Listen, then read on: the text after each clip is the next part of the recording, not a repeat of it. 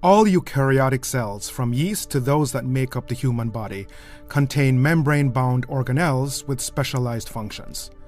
Mitochondria are double-membraned organelles that harness most of the energy that cells need to grow and reproduce.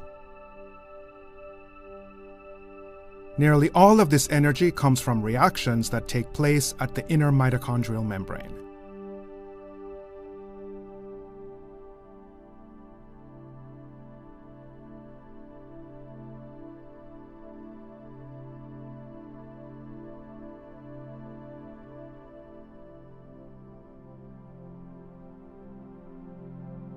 One of the key roles of this membrane is to act as a barrier to positively charged particles called protons, thus allowing a concentration gradient to be maintained where the intermembrane space has far more protons than the matrix.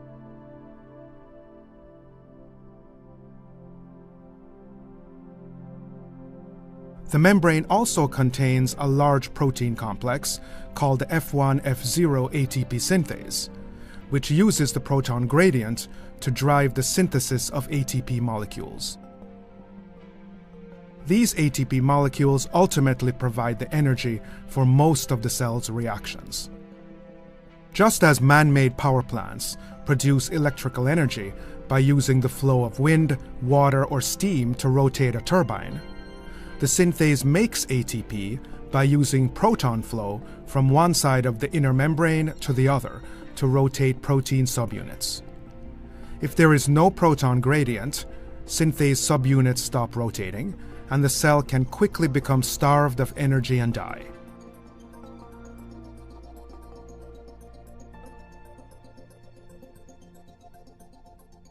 Therefore, the protein complexes and small molecules that establish this gradient and maintain it play an essential role in the life of the cell. At the heart of this system are 4 protein complexes, numbered 1 through 4. Complexes 1, 3, and 4 directly pump protons from the matrix into the intermembrane space. Complex 2 does not directly pump protons, but it does promote proton pumping in complexes 3 and 4.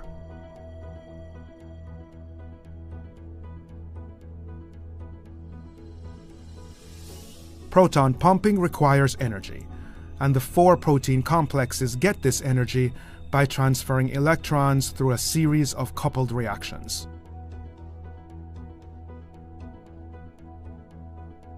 This linked process of electron transport is why the 4 complexes are collectively referred to as the electron transport chain. Let's focus on complex 1. A byproduct of sugar metabolism called NADH deposits 2 high-energy electrons in complex 1, where they are passed along a chain of redox centers.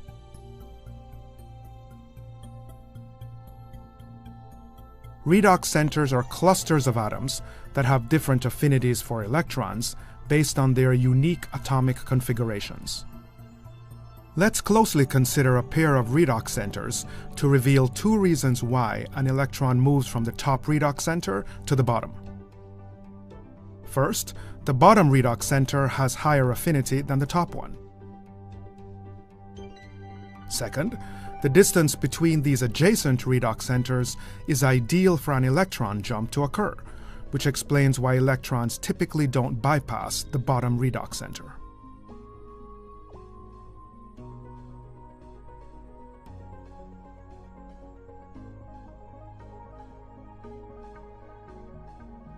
A small amount of energy is released each time an electron is passed between redox centers.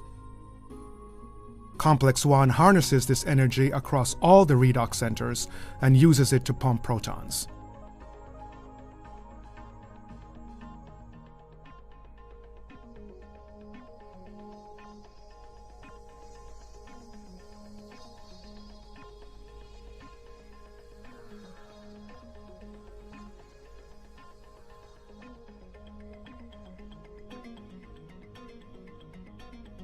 The last redox center in complex 1 donates 2 electrons to a coenzyme Q molecule.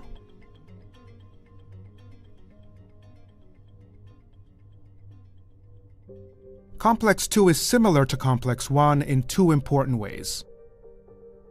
First, high-energy electrons also enter complex 2 via a byproduct of sugar metabolism, although here the molecule is FADH2.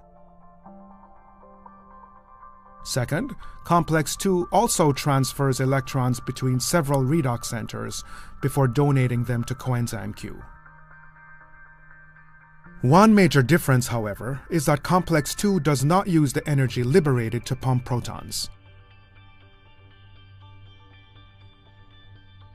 Coenzyme Q molecules from complexes 1 and 2 donate their electrons to complex 3.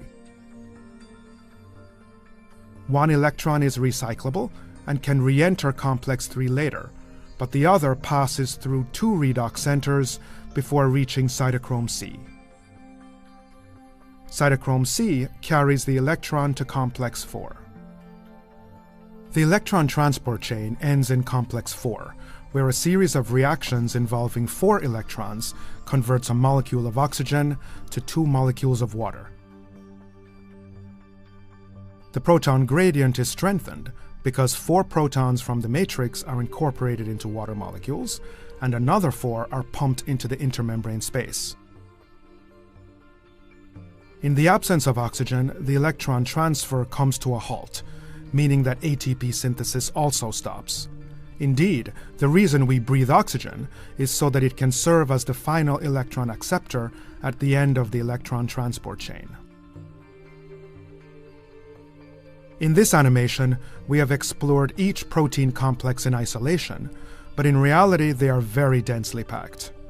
Together, they effectively make the entire surface of the inner mitochondrial membrane a giant cellular power plant.